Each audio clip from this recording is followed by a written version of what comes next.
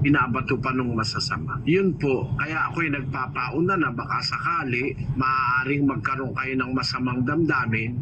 Ipinagpapauna ko na wala po kaming masamang intensyon, mga kababayan. Ang gusto namin, maipahayag yung nasa Biblia. Kung tamaan man po yung mali, sabi nga sa mga kawikaan Tagalog, bato-bato sa langit, ang tamaan may bukol. Umpisa na tayo, kapatid na Daniel. Opo, kapatid na Eli, at agad nating puntahan ang lugar ng Kuwait. Nandun po si kapatid na Andy Perlada kasama ng ating mga panauhin. Kuwait, go ahead please. Opo, kapatid na Daniel, kapatid na Eli, salamat po sa Panginoon. Ang magtatanong po rito sa Kuwait ay si Mr. Elizar Mendoza.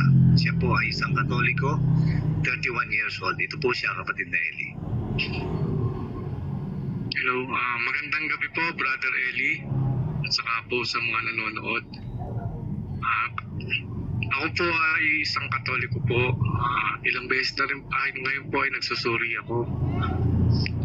Ito po ang katanungan ko po. Maliligtas din po ba ang mga taong hindi nababautismuhan pero nakakapakinig din po siya ng mga salita ng Diyos at unti-unti nito sinusunod?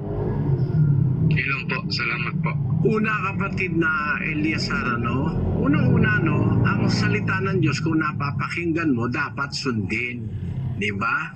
Sabi mo nga, unti-unting sinusunod. Kung halimbawa, nakikinig ka, unti-unting sinusunod. Kasi pag hindi mo sinunod, niluloko mo lang ang sarili mo.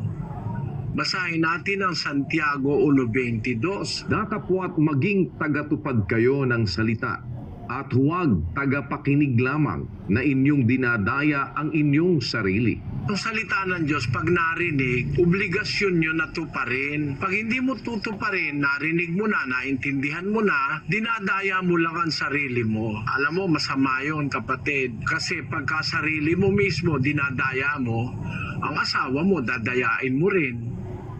Ang kapwa mo, wala ka nang hindi dadayain kasi sarili mo na dinadaya mo eh. Pag ang tao wala nang galang mismo sa kanyang sarili, hindi niya na pinapahalagahan yung mabuti, dinadaya niya na sarili niya, masamang tao na yon. Sino yung dumadaya sa sarili? Sabi ni Santiago, maging tagatupad kayo ng salita, huwag tagapakinig lamang na inyong dinadaya ang inyong sarili. Kaya dapat tinutupad talaga yung salita. Tanong mo sa akin, maliligtas ba kung hindi nagpabautismo? Aba, kung narinig mo na ang bautismo ay aral ng Diyos, salita ng Diyos, dapat magpabautismo ka kasi lalabas ka, dinadaya mo yung sarili mo eh. Ang bautismo, bahagi ng salita ng Diyos. Pag naunawaan mo yung halaga ng bautismo, dapat tanggapin mo yun. Kaya pag halimbawa, narinig mo, tutuparin mo yung iba. Halimbawa, hindi ka na nga magnanakaw, pero ayaw mo namang magpabautismo. Bautismo, aral ng Diyos yun eh. Kasama yun sa salita ng Diyos. Kasama sa utos yun. Kung hindi mo susundin yun, parang hindi mo na rin sinunod ang Diyos. Bakit? Basahin natin ang Santiago, Kapitulo 2, versikulo 11. Sapagkat ang nagsabi, huwag kang mangalunya, ay nagsabi naman, huwag kang pumatay.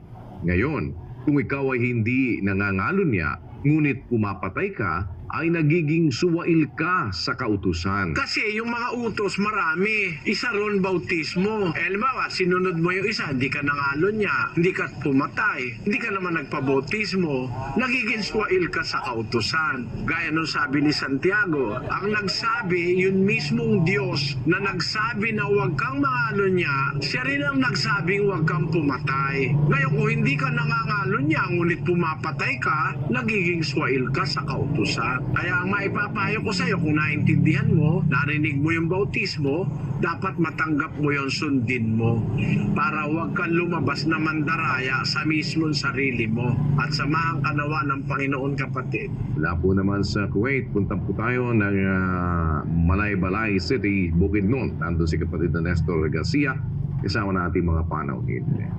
Bukidnon, go ahead. Kapatid na Eli.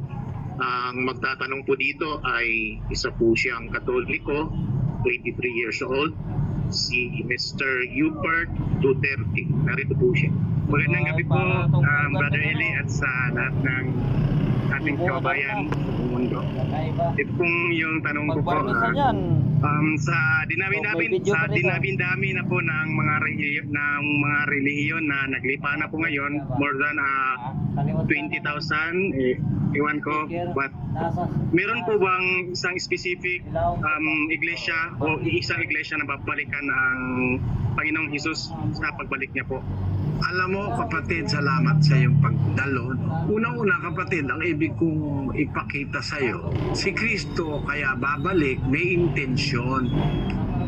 Basahin natin ang 14:1 ng Juan hanggang 2. Huwag maggulumihana ng inyong puso. Magsisampalataya kayo sa Diyos. Magsisampalataya naman kayo sa akin. Sa bahay ng aking Ama ay maraming tahanan. Kung di gayon, ay sinabi ko sana sa inyo, sapagkat ako'y paroroon upang ipaghanda ko kayo ng dakong kalalagyan.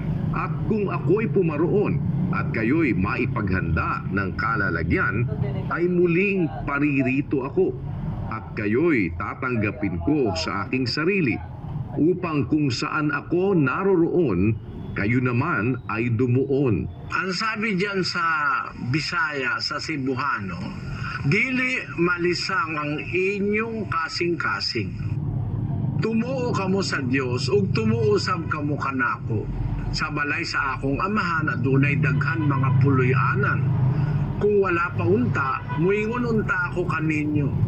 Ako muadto sa pag-andam ug dapit alang kaninyo. Ug kung ako makaadto na ug makaandam kaninyo ug dapit, muanhi ako pag-usab ug panad-on ko kamo uban gayud kanako, aron nga kung asa ako atuwa usab kamo. So ang layo ng pagbabalik ni Kristo, meron siyang babalikan, meron siyang kukunin. Sino yon kapatid? Yung babalikan niya, paano niya kukunin? 4:16 ng unang Tesalonica. Sapagkat ang Panginoon din ang bababang mula sa langit, na may isang sigaw, may tinig ng arkanghel, at may pakakak ng Diyos.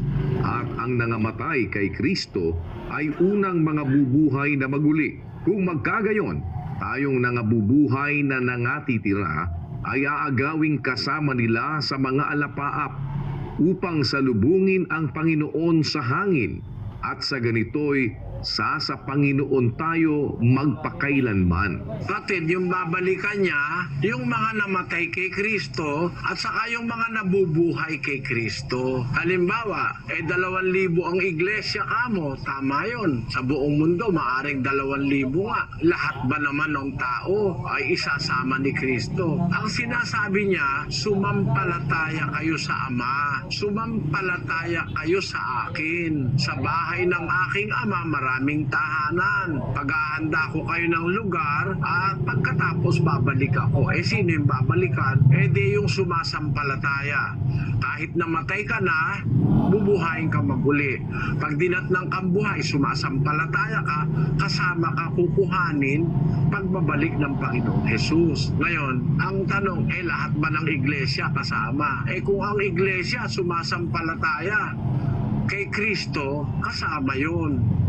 Kung ang sinasampalatayanan mo Kristong palsipikado, ay mahirap na makasama yon. Kasi maraming mga Kristo sa ating panahon, kapatid. Iba-ibang Kristo. May Kristong tao. Ano sabi ni San Pablo sa 2 Korinto 11 at versikulo 4? Sapagkat kung yaong paririto ay mangaral ng ibang Hesus na hindi namin ipinangaral, o kung kayo'y nagsisitanggap ng ibang espiritu na hindi ninyo tinanggap, o ibang ebanghelyo na hindi ninyo tinanggap, ay mabuting pagtiisan ninyo. Mga ngaral banal, ibang Jesus, ibang Kristo, ibang Espiritu, ibang Ebanghelyo. Sabi ni Pablo, pagtiisan na lang ninyo. Ano ibig sabihin ng pagtiisan? 1:8 ng Galacia. Datapwat kahimat kami o isang anghel na mula sa langit ang mangaral sa inyo ng anumang ebanghelyo na iba sa aming ipinangangaral sa inyo ay matakwil. Yung pala ibig sabihin itakwil. Pagka mangangaral, ibang Kristo, ibang Ebanghelyo, ibang Espiritu, tiisin na lang ninyo, wag mo nang tanggapin, itakwil mo. Kaya hindi lahat ng iglesia kasama ron. Dahil kung halimbawa, ang iglesia ang pinangangaral ay Kristong mali, Kristong tao, samantalang yung Kristo sa Biblia, wala pang tao, umiiral na. Paano naging tao yun? Wala pang ang tao, umiiral na yun. Anak na siya ng Diyos, wala pang tao nun. 17:24 ng Juan. Ama, yaong mga ibinigay mo sa akin ay ibig ko kung saan ako naroroon, sila naman ay dumuong kasama ko upang makita nila ang kaluwalhatian ko na ibinigay mo sa akin sapagkat ako'y iyong inibig bago natatag ang sanglibutan. Ay, niibig mo ako bago natatag sa libutan. Paano naging tao yan? Mas matanda pa sa mundo. Matanda pa sa universo. Ang tao galing sa alabok ng lupa. Yung Kristo sa Biblia, hindi tao yon kasi wala pang lupa. Kasama na ng Ama yon. 17:5 ng Juan. At ngayon, Ama, luwalhatiin mo ako sa iyo rin ng kaluwalhatiang aking tinamo sa iyo bago ang sanglibutan ay naging gayon. Nauna pa siya sa sanlibutan, paano naging tao yan? Basahin nga natin sa Bisaya. Ug karon amahan, himaya ako uban gayud kanimo sa himaya nga akong gibatunan uban kanimo sa wala pa ang kalibutan. Paano naging tao yan? Wala pa nga ang kalibutan meron pananampalataya mali Kaya ang sabi sa 3Gs ng Tito, ang taong may maling pananampalataya pagkatapos ng una at ikalawang pagsaway ay itakwil mo. merong mali ang pananampalataya kaya hindi kasama yon. Kaya sa tanong mo, meron bang specific na babalikan si Kristo? Meron. Yung mga sumasampalataya ng tamang pananampalataya, kung aling iglesia, yung iglesyang ganun ang pananampalataya, yun ang babalikan ni Kristo. Naunawaan mo, kapatid na Duterte? Amen po, Brother Eli. Salamat po sa Diyos. Tama, pagpalaing ka nawa ng Panginoon, kapatid. Ikot naman tayo sa